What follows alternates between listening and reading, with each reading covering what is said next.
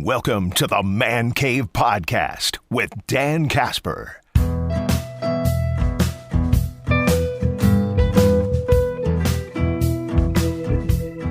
What's up, everybody? Welcome to this episode of the Man Cave Podcast, brought to you by Hy-Vee and Toyson Ford. I'm Dan Casper, as always. Appreciate you tuning in to this episode. On this episode, we're going to talk with our good buddy Joe Gribowski, former Badger offensive lineman, owner at Cabot Coffee in Altoona, and his former teammates, Bill Ferrario, former Badger offensive lineman, and Packer offensive lineman. Fellas, how you doing? Doing good? Doing well. Yeah? Doing good. Excited to be back. Getting ready for, I've been kind of following along with your podcast. You're getting there. We're getting good on TikTok there, too, I see, we're getting some headway. Funny thing with TikTok, that wasn't the song I was going for, but I was like, you know what? It posted. I'm happy. It made it out there. We did realize just this morning we had some frustration the other night trying to work with one of our editing programs, and we actually live streamed 2 videos to YouTube I just found this morning. So I was like, delete. I'm like, I'm not sure what kind of choice words we had when we were making mistakes. So, but it's coming along. We're excited. Probably in the next day or 2, we're going to start recording some episodes. Nice. And probably in about a week be dropping them. So yeah, awesome. I'm very excited to get that out there. Again, the name to make sure everybody's out there. It's 217 South Mills is the name of the podcast. And, I'm thinking about this. I should have majored in like IT in Madison when I went to school there. I got a degree, but I think IT should have been more my focus because we're in uncharted territories where I have no idea what we're doing. Yeah, this is learning a new language, and it's different. They didn't even have podcasts back then, so I didn't even have a cell phone. That's how old I am. I was gonna say, was IT even a major back then? I'm sorry. And Joe is old. He is pretty old. I just wanted to be the person that brought the TV into the students when it was TV day. That's what I thought IT was. Was strapped down with a ratchet strap, the old tube TV on the cart. Yep. Heck yeah. The VHS tapes falling off the shelf. And, yep. I was doing a podcast with the Blue Golds, and one of the interns there, I mentioned VHS, and they're like, "What's VHS?" I'm like, "Oh God, I'm there. I'm there now too." So absolutely, yeah. Hey, there's a sort of game coming up this weekend. I don't know if you guys have heard about it. A football game, kind of a big one, a little bit over there. So, do you guys? I know Bill, you played at the pro level too. Joe, both of you with the Badgers. Do you guys get geeked up for when it gets to Super Bowl time? As being big football guys, is that something you plan on? Do you do Super Bowl parties or anything like that? So we are doing we're not hosting, but we're going to some friends' house for Super Bowl.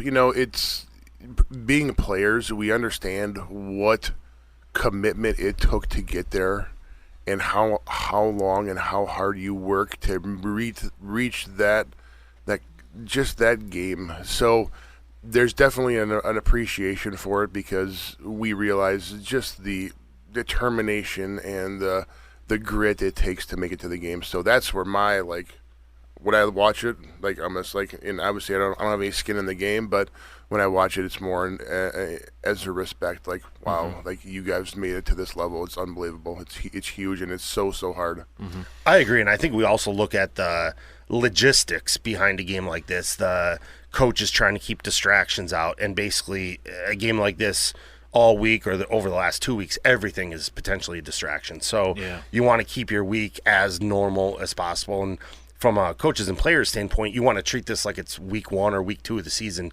You're just going through your Monday, your Tuesday, your Wednesday, and on Sunday's game day, and you just want to treat everything normal. But that is a major challenge, especially nowadays. I mean, you got celebrities involved. We got news coming out of every news source possible. Stories that are true, stories that are made up. So there's a lot of potential distractions, and there's a lot on the line, and it's going to be an exciting night. How much, from players, and maybe kind of related when you guys were getting ready for the Rose Bowl and such. I mean, it's a 2-week gap from when they last played to this, and all the hype and hoopla. I got to imagine probably chomping at the bit, enough of this, they just want to go out on the damn field and play, right? Yeah, especially for us, for the Rose Bowl, it was a business trip. We went back to 2-a-days. Yeah. It wasn't hey, you're on vacation, this is going to be great. It became hard. Right now, you maintained that edge, and you're going from practicing every day to now you're in a big bowl, and now it's back to 2-a-day practices, full pack and full contact, and there was no let up because it was a bowl game. It actually kind of was suckish a little bit. It really was. We even still joke to this day, one of the big drills during that week that you do all year long is 9-on-7. And you do, anywhere from 8 to 15 plays of 9-on-7, and it's essentially live except for linemen aren't cutting each other during the play. And 9-on-7 at the Rose Bowl, Coach Alvarez wasn't happy. We got done with it and started the whole practice over again because we didn't go hard enough in 9-on-7. So, he was laying it out there that this is a business trip. We came out here to win a game, and, it's not a vacation. Like, we did get a couple benefits. I think it was the first night or two. We didn't have a curfew, but at the same time, too, it was expressed practice is at this time tomorrow, and everybody better be ready to practice. You better not be tired. You better not have any other issues going on. Right. We knew what we were getting into, and once again, that keeps that consistency where it's not a special game. It's just another game throughout your season, and being able to prepare the same way, I think, is a benefit going into that week. How I know it was a little bit different era, but how difficult was it for you guys maybe, leading up to that week or to that game to kind of block out maybe the outside noise? Was it difficult or was it pretty easy for you guys? Was that something that was just preached a lot so you were kind of used to it? I think it was preached to us a lot, and the expectation, we knew what the expectation was, and it was drilled into our heads. There's no bulletin board material that we're going to say, we're here for a business trip. Check the box, do the things you have to, but we are here to play a game, and that literally was just the echo throughout every meeting, every conversation, I didn't want to be the guy that didn't abide by that because I was so scared of the recourse of what would have happened, so. And I think it goes back to what I said earlier about eliminating distractions. Coach Alvarez was great with that. One of the simple things he did, even tickets. He used to always tell us stories the night before or the night or two before every game. And one of the stories he told was about during his playing days, having family approach him about tickets all the way leading up to the night before the game, where at Wisconsin during our time, I think it was Tuesday or maybe Wednesday, the ticket list was cut off. So you had to put in your ticket requests early. After that, it was just sort of out of sight, out of mind. So if somebody did ask, you had no way you could get a ticket or exchange a ticket after that day. So just little things like that where you're not able to have that distraction pop up. Right. Our coaches were good with handling that. We hear stories a lot too, when it gets to the night before the game, the talks before, whether a team brings in somebody to talk or, you hear the ones where they sized them up for the rings, the night before or anything like that. Did you guys have anything like that, before a big game? Was there anything that kind of still sticks in your mind of any special talks or anything? When I was at the professional level, I had a couple different coaches bring in speakers, which was enjoyable. At the college level with Coach Alvarez, it was just about consistency. We did the same thing. Home games, we went to the in-towner hotel. We had our meetings. We had our dinner. We had clam chowder was one of our favorites. We had the same clam chowder every Friday night before a game, every year we were there. Like everybody or just the offensive line? Everybody. They had clam chowder for everybody. And I don't think there was anybody on the team that didn't like the in-towner clam chowder. Absolutely. I went back there years later to still get more clam chowder from the in-towner. It was just something about it was perfect, and we were used to it. Even our meals, our breakfast, every game, same. It's basically a buffet, a little bit of everything, but nothing changes every single week where you don't have something to talk about that's different. Like, oh, there's pancakes today. Why are they here today? Everything's identical every single week. So for us in college, home games, we'd go to a movie the night before the game, come back, have meetings, snack, go to bed. Road games, we joked that Coach Alvarez was a Steven Seagal fan, which I am a huge Steven Seagal fan as well. And on road games, we used to watch Steven Seagal movies the night before games. That's awesome. So we watched Marked for Death, all those night before games, and it was a routine. You knew what we were going to do. There was no, what are we going to do at the hotel? You knew exactly what you were going to do. That's awesome. Just set the tone for the game, watching Steven Seagal right out the bat. That's the expectation. That's awesome. That's so cool. So, kind of leading into this, I think I heard this, Mike McCarthy say this when Packers were getting ready for Super Bowl 45, because they were a young team going into that situation, all the hype and media. Steelers had been there for a while, and he had a line, and I'm going to butcher it, but I'll paraphrase it. He's like, all that experience, the only way experience matters is the lead up to the game. Once the game starts, that doesn't matter anymore. Would you agree with that sentiment, that all this, hype that's leading up to Super Bowl, that's where maybe some teams like the Chiefs have a little bit more experience with that, where once that game starts, throw that out the window? For the most part, yeah. I mean, it's that lead up is what's different. Like we were talking distractions. Those are some of the differences. The media days, the appearances you have to do, that's what makes that week different. And yeah, once the ball gets kicked off, it's back to football. There's no secrets to it. Everybody knows how to play. There's 11 guys on each side on the field. And that's the way you have to go into it mentally as well. I hated the time up to the game. Like, I hated the anticipation. Like, it was always hurry up and wait. Yeah, let's just go out there. Like, we know what we're doing. Let's just put all this other garbage away and let's go out there. And after the first snap of the game, you could almost breathe a sigh of relief. Not because everything went away except for your assignments and the guys around you. And that's, to me, is one of probably the most memorable part of it, is just being able to do that. Everything else just goes away. Hyper focus on one thing. It's amazing. Plus, you say everybody's got butterflies before a game, and it's like if you don't have them, something's wrong with you. And the later that game starts, the more you got to deal with that all during the day. Where we used to think playing a 2:30 game in college was a long wait until I got to the NFL, and you're playing a Monday night game, and it's like, what are we doing all day? We're doing walkthroughs in the parking lot or in the ballroom of the hotel.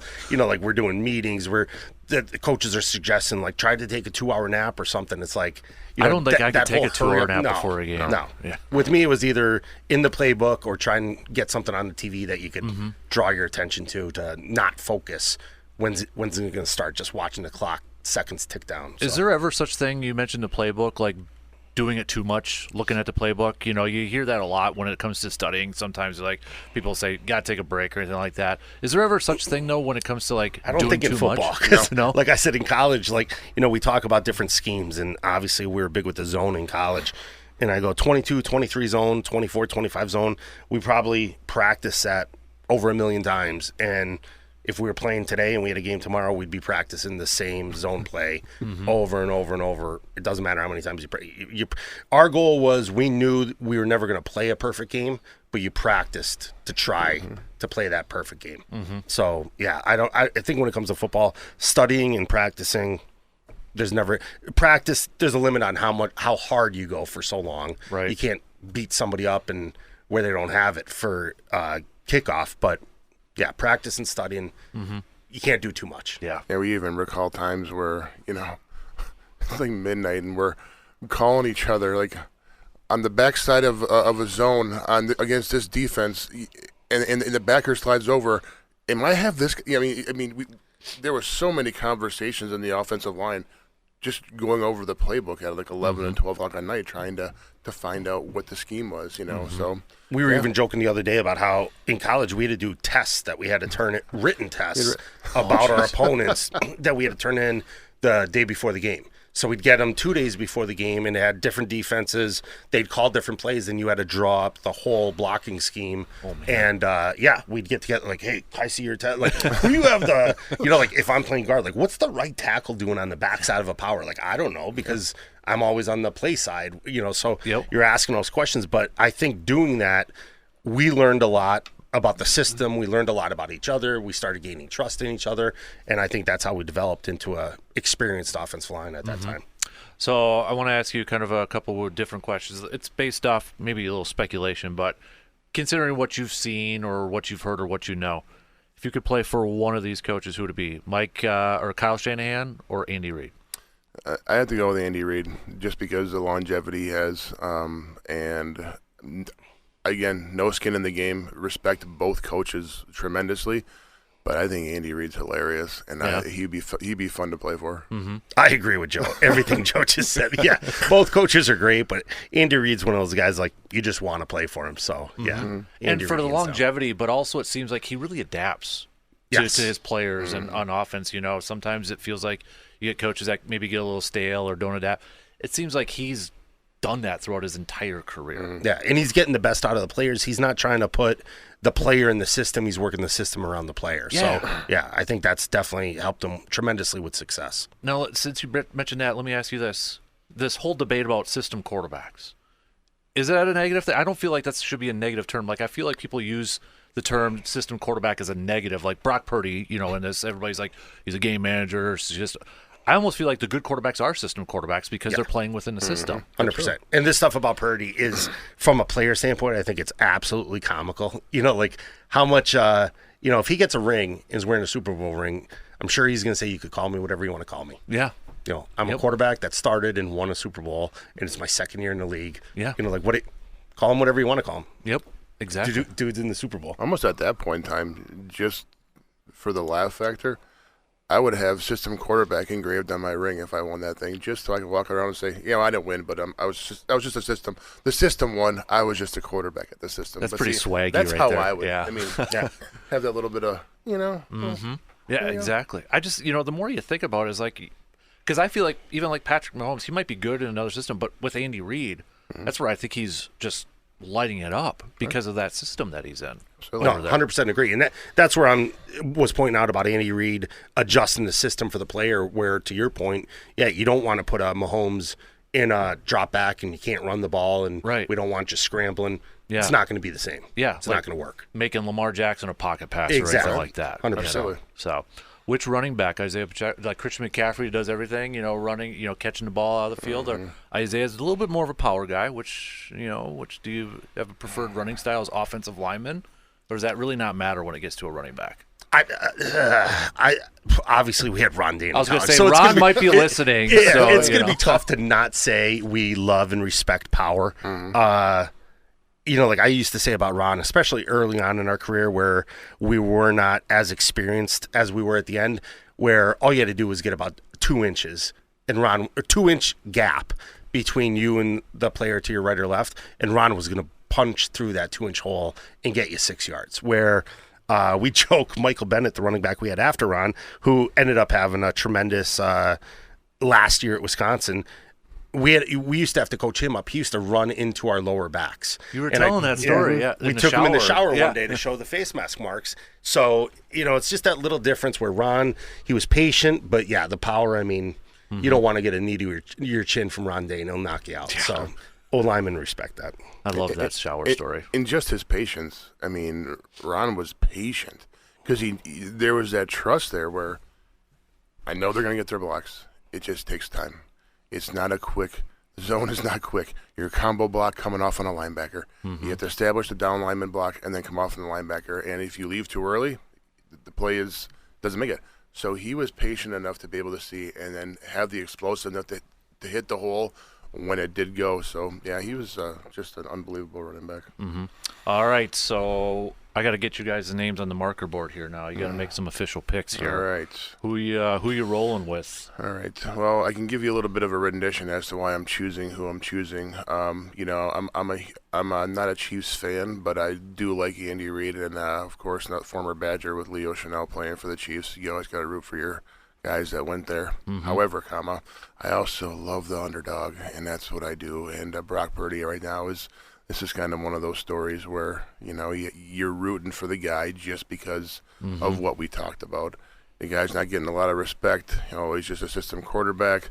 He's drafted Mr. Irrelevant. Mr. Irrelevant, stepping up. So, I'm going to go with the 49ers because of that right there.